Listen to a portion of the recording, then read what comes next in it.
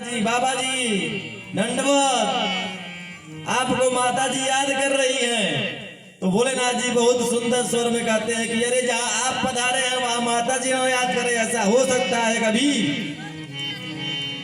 आपने जब पधार दिया है हमारे वहां तो अवश्य माता जी आपकी हमें याद कर रही होंगी।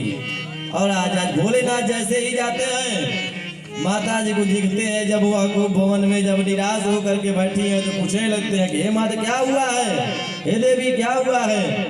कहती है माता कि हम तो जानते थे कि आप हमसे बहुत प्रेम करते हैं, लेकिन आप तो हमसे प्रेम नहीं करते हैं।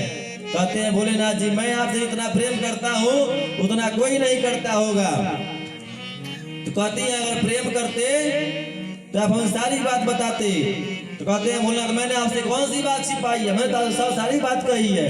कहते हैं कि जितना तू ऊपर से काला है उतना अंदर से भी काला है, जितना आप ऊपर से काले हैं उतना आप अंदर से भी काले हैं। भगवान कहते हैं इसका मतलब मैं कपटी हूँ?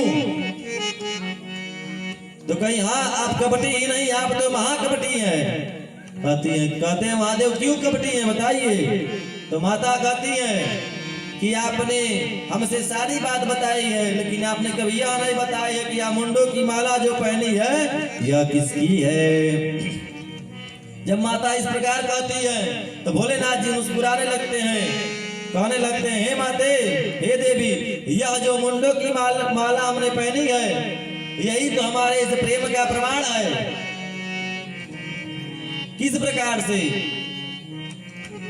तो कहते हैं भगवान कि आप जब जब अपने शरीर को त्यागती हैं तब तब मैं आपकी इस शरीर के मुंडों को अपने गले में पैर लेकर के मुंडों की माला बना करके पहन लेता हूँ।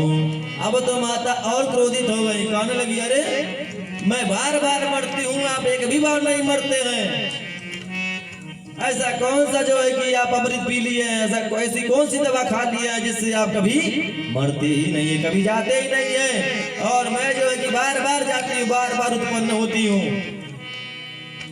कहते हैं भगवान भोलेनाथ की अरे मैं तो अमर कथा पढ़ा हूँ, अमर कथा का जो है कि दवा खाया हूँ।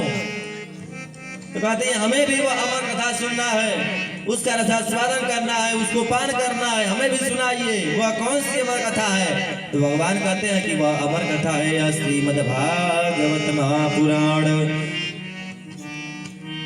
कहते हैं हमें भी सुनना है। तो आज भगवान कहते हैं कि चलिए मैं आपको सुनाऊंगा, लेकिन उसका नियम है। नियम क्या है?